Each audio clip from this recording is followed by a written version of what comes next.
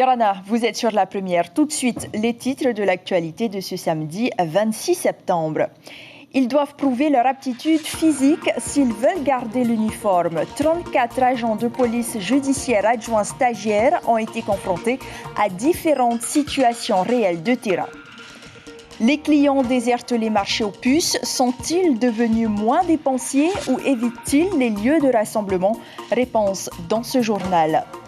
Les rhumeries de Tahiti seront-elles un jour reconnues à leur juste valeur? En tous les cas, elles espèrent pouvoir obtenir le label Rhum agricole, mais la route est encore longue. Les explications dans un instant. Et enfin, Teheura Teahui nous embarquera à bord de sa roulotte mobile à Béziers et nous partagera sa recette du poulet à la banane et du poisson cru au lait de coco. La sécurité des citoyens, ils veulent en faire leur métier. 34 stagiaires de la formation agents de police judiciaire adjoints ont été soumis à différentes épreuves, physiques surtout, car pour endosser l'uniforme, il faut être capable d'affronter toutes les situations. Reportage de Souliane Favnek et Hiro Terurutua. Vol, bagarre, ivresse sur la voie publique, les policiers municipaux sont confrontés à ce genre de situation tout au long de leur carrière. Il faut donc être prêt à les affronter en toutes circonstances. On les met un maximum en situation de stress et d'éprouvance physique.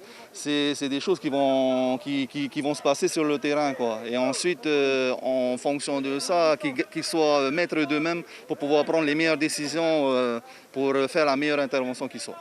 Cette année, ils sont 34 stagiaires de Tahiti et des îles à être mis à l'épreuve sur 6 ateliers. Tests de conditions physiques avec cardio et boxe pour savoir prendre et maîtriser ses coups, mais aussi canaliser ses émotions. Plusieurs paramètres qu'il faut prendre en compte. Déjà la pression, plus du stress.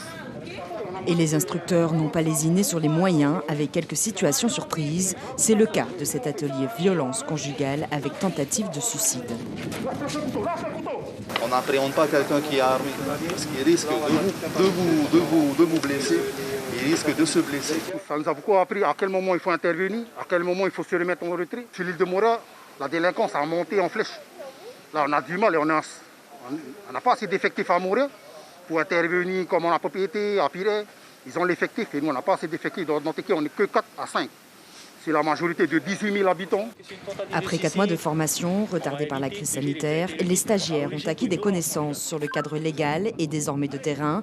Ils pourront bientôt rejoindre les rangs de la police municipale. Pour la plupart, ça va. Ils se débrouillent et ils connaissent les gestes à appliquer et les consignes. Voir s'ils seront capables d'assurer ça dans leur commune, veiller à leur propre sécurité, mais également celle de leurs collègues et celle des concernés sur l'intervention. Tout a été fait dans les règles de l'art et le protocole sanitaire suivi à la lettre. De quoi donc rassurer les administrés.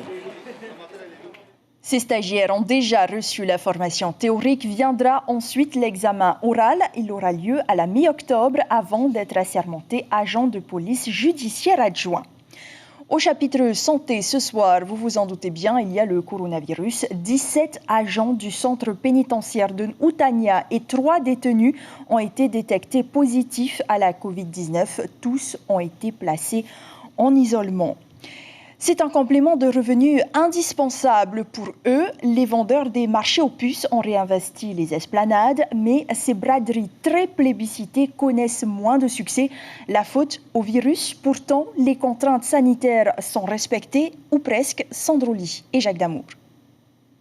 À l'entrée du marché aux puces, dans la zone de la Punaru, une pancarte affiche clairement « port de masque obligatoire ». Un message strict, mais les règles ne sont pas toujours respectées. Ouais, c'est pour aspirer comme c'est chaud, alors là, on ne peut pas. Et pourtant, tu fais partie des personnes les plus sensibles. Ah, ça, c'est pour rien pour moi. Je suis partie là au bord de la route pour voir les visiteurs qui viennent. Hein. Alors je leur disais d'acheter le masque à 100 francs.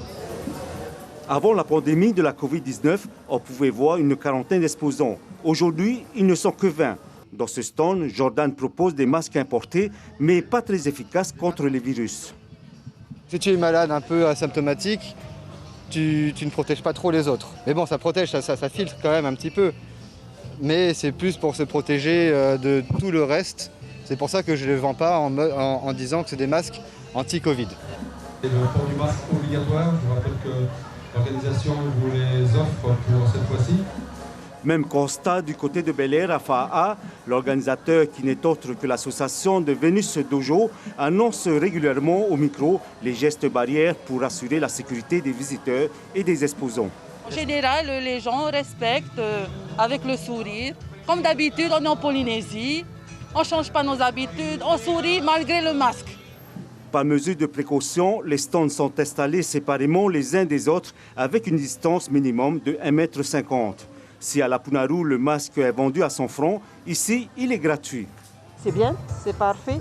Je sais qu'il y a beaucoup de personnes qui n'ont peut-être pas les moyens. Il y a beaucoup de gens qui oublient aussi le masque. Oui, pas mal aussi, oui. Et ça t'arrive des fois? Rarement. Les organisateurs avaient tout prévu, comme les masques, qu'ils soient payants ou gratuits. L'objectif, c'est d'attirer plus de visiteurs pour aider ces exposants qui ont aussi souffert de la pandémie. Et n'oubliez pas de maintenir une distance physique à l'extérieur de votre domicile. Lavez-vous régulièrement les mains et n'oubliez pas que le port du masque est obligatoire dans les lieux publics et les commerces. Et composez le 40 455 3 x 0 si vous présentez des symptômes tels que la toux, la fièvre, la perte de goût ou de l'odorat, ou le 15 uniquement en cas d'urgence. Nous vous emmenons à présent dans les champs de canne à sucre de Papara. Savez-vous que la Polynésie produit actuellement 60 000 bouteilles de rhum, pourtant produit dans les règles de l'art et dans la qualité reconnue par des producteurs antillais n'est plus approuvée. La mention rhum agricole ne figure toujours pas sur les étiquettes et vous allez comprendre pourquoi dans ce reportage de Brigitte Olivier et Patita Savia. Aujourd'hui, la canne à sucre en Polynésie, c'est 50 hectares, pas plus, et une centaine d'emplois. Et pour 4 des 6 remiers locaux, une excellence du produit reconnue par de grands prix. Oui, mais voilà, le rhum polynésien ne bénéficie pas de l'appellation rhum agricole et ça gâche tout. Le rhum agricole est une reconnaissance dans le monde entier. Donc pour la Polynésie, c'est important non simplement que le rhum soit agricole aujourd'hui, et surtout qu'il y ait une reconnaissance du rhum de Tahiti, fait avec la canne à sucre de Tahiti. Alors voici donc très officiellement la création du syndicat d'indication de défense géographique du rhum polynésien pour faire entrer les rhums locaux dans le cercle très fermé des 3% des meilleurs rhums du monde. Les 4 producteurs polynésiens qui produisent un rhum d'excellente qualité à base de pur jus de canne et non de mélasse vont se battre pour obtenir le label, mais la route sera longue et dure et les embûches déjà prévisibles. Le tout va se faire par étapes. Une première reconnaissance locale qui devrait aller relativement vite, une reconnaissance ensuite nationale, et puis ça va être ensuite la dernière étape, l'annexation de cette indication géographique au règlement européen des boissons spiritueuses. Et là, ça peut prendre du temps, notamment parce que nos confrères des Antilles, je pense à la Martinique, à la Guadeloupe, à la Guyane ou à la Réunion, pourraient voir appréhender et voir d'un mauvais œil cette arrivée en grande pompe des rhums polynésiens dans ce cadre réglementaire européen. D'ici 15 ans, la Polynésie pourrait exploiter 1000 hectares de canne à sucre et créer 3000 emplois. Et ici, sur les terres de David Moux, l'un des plus anciens remiers du pays, les spécialistes se succèdent pour plaider leur cause auprès des décideurs politiques. De l'aide, c'est ce qu'ils veulent. Mais le président Fritsch est déjà convaincu, car la canne à sucre polynésienne, importée de Papouasie il y a 1500 ans, est la reine des cannes, le sucre originel qui a fait la fortune des autres. La canne à sucre des Antilles vient d'ici. Et c'est le capitaine Cook qui en a transporté jusque là-bas. Et vous avez vu ce que les Antilles font de la canne à sucre et le rhum des Antilles. Aujourd'hui, on a cette opportunité d'avoir, disons quoi, 3 opérateurs aujourd'hui à vouloir investir dans le rhum polynésien, qui est un rhum effectivement agricole, mais néanmoins qui doit avoir sa place. J'y crois et je crois qu'ils ont fait la preuve. C'est intéressant, ils ont fait la preuve qu'on peut en tirer quelque chose, il faut leur donner un coup de main. Un nouveau projet de développement est donc lancé. Après avoir été sous-estimé, il semble bien que le rhum polynésien puisse faire figure de secteur d'avenir. Et cette reconnaissance au niveau européen pourrait prendre 10 ans au moins. À Ayatea, cette fois, 2 jeunes femmes ont décidé de reprendre la main sur les assiettes. Passionnées par l'agriculture biologique, elles se sont lancées dans la vente de produits sans pesticides et en vrac. Un mode de distribution qui attire de plus en plus d'adeptes sur le territoire. Pour elle, cela fonctionne et pour 2 agriculteurs aussi. Romy Dongle est au micro de Julien Vescovali. Pour l'instant, en fait, on travaille surtout avec un agriculteur qui s'appelle le panier sauvage de Rayatea.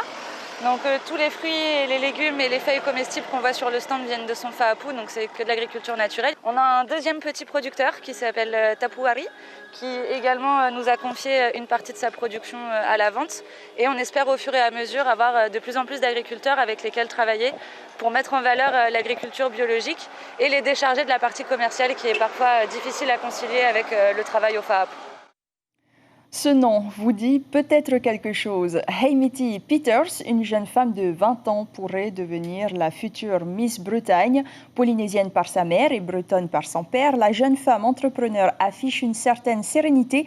À quelques heures de l'élection, elle nous a accordé un peu de son temps. On l'écoute, elle répond à David Chang. Ça va. Franchement, pour l'instant, pas trop de stress.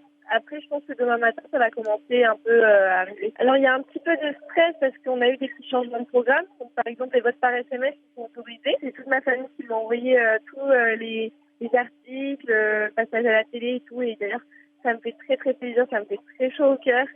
Et vraiment, je ne m'attendais pas du tout à un tel engouement. C'est juste incroyable. Moi, j'ai hâte d'effectuer le passage en robe. On a toutes de magnifiques robes de soirée. Et je pense que ça va être le moment où on va se sentir un peu le plus princesse, j'ai envie de dire. C'est vrai que j'ai la chance par rapport aux autres candidats d'avoir un peu deux familles. C'est vrai qu'à ce niveau-là, je me trouve très chanceuse.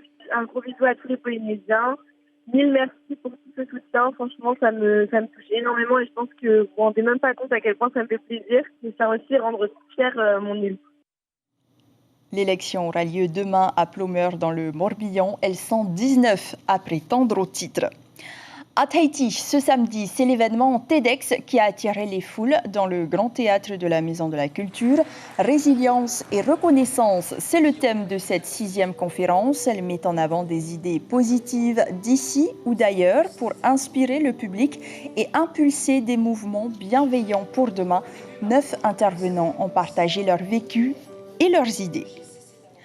Un mot de sport, l'organisation du championnat de Polynésie de football se prépare. En raison du contexte sanitaire, la fédération a exposé aux clubs son protocole. Toute personne devra être munie d'un masque à l'intérieur du stade. En sont exemptés les arbitres et les footballeurs pendant le match. Une rencontre pourrait également être reportée si 4 joueurs sont détectés positifs à la Covid-19. Mais se pose tout de même la question du nombre de personnes présentes dans le stade, aujourd'hui limité à 50 personnes.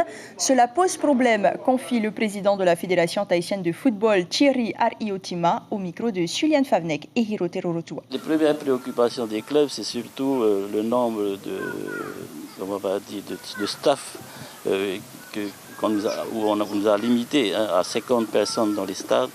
Là, ça pose problème parce que venir avec 50 personnes, on sait très bien qu'une équipe de foot, il faut au moins avoir 25 minimum avec le staff et les joueurs.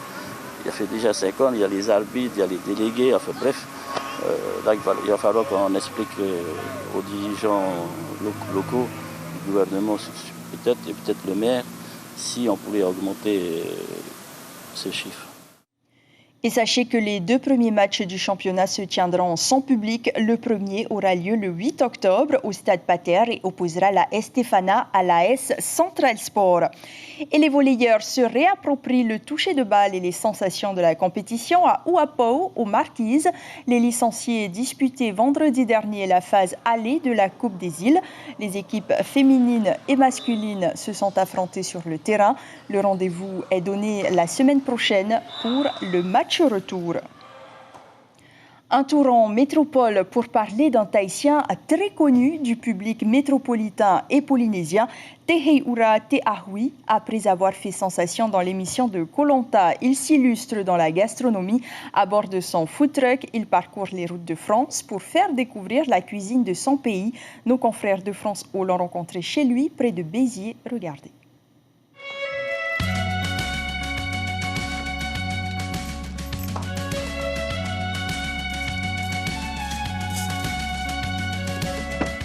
À Cazoul-les-Béziers, c'est un personnage incontournable. Son food truck, le Manatoa, est à son effigie. Au volant, Teyura. Ce chef polynésien parcourt les routes du sud de la France depuis 4 ans. Avec la haute saison de l'été, on peut dire que je suis beaucoup plus dans le camion qu'à la maison, hein, surtout les week-ends. Ouais. Mais voilà, ça vaut toujours le coup hein, de faire ces kilomètres parce que on va à la rencontre des gens qui ne connaissent pas forcément la cuisine polynésienne et c'est pour ça, pour leur bonheur, on va dire, que je fais tous ces kilomètres. Hein. Aujourd'hui, le Manatoa s'installe à la piscine de Clermont-Lérault. Le chef prépare un poé, dessert typique de Tahiti. C'est pour le poé à la banane, avec un peu d'amidon, sucre et lait de coco. La grande spécialité du chef, c'est le poisson cru à la tahitienne. Il y a beaucoup qui arrivent, qui regardent la carte, ils se disent « Ah, le poisson cru, c'est quoi ?» Donc je les fais goûter. Ma foi, ils aiment et ils reviennent au camion la semaine d'après.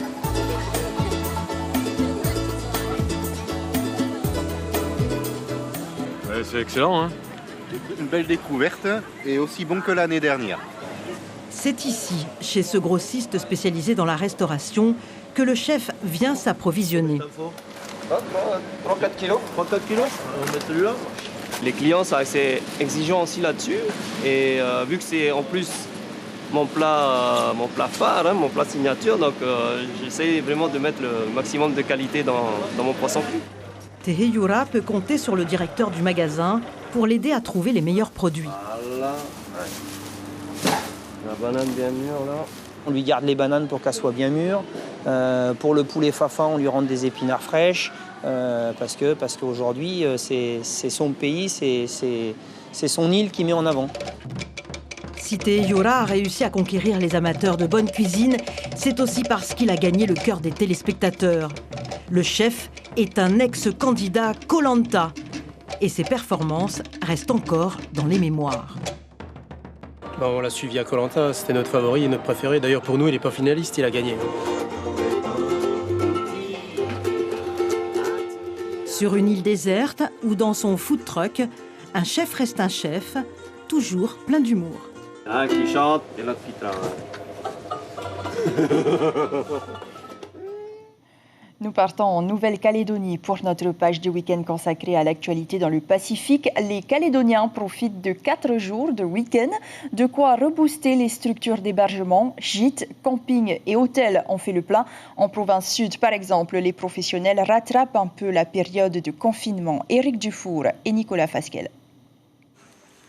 L'atmosphère rafraîchissante de la chaîne et la proximité de la rivière ont attiré ce groupe d'amis qui avaient bien anticipé leur escapade à Farino, prévoyante pour un séjour de plaisir partagé.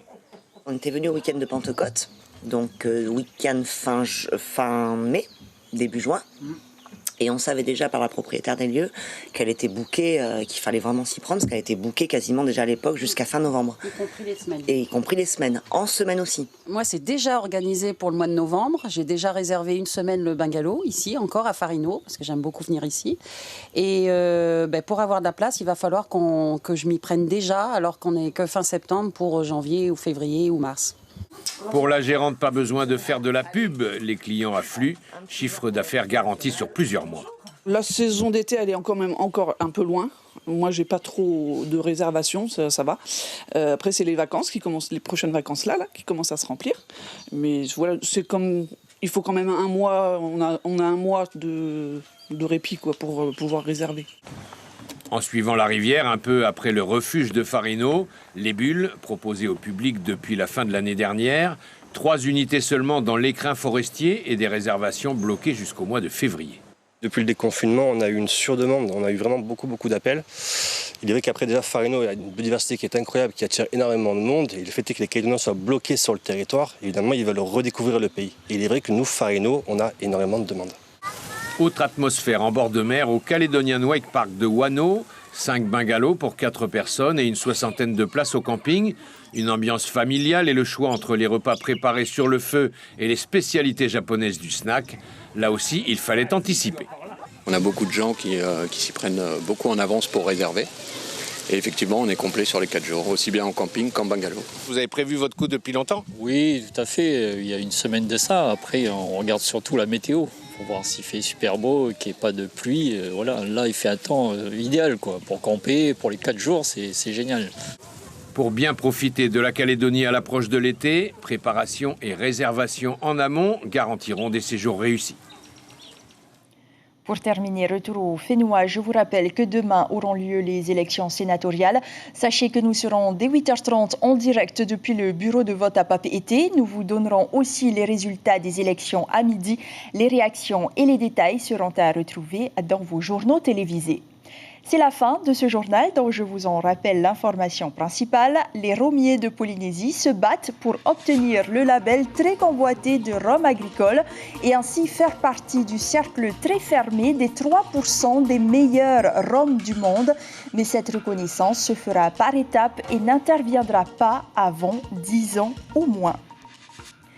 Merci pour votre fidélité. Prochaines informations demain matin, donc dès 6h30 avec Ibrahim Ahmed Aziz et Carlos Natua.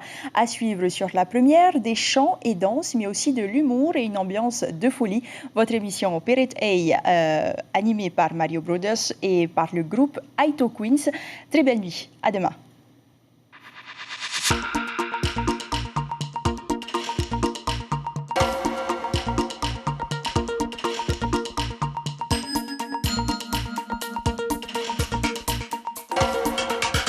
Retrouvez notre journal en replay sur notre site internet. Retrouvez ce programme en replay sur notre site internet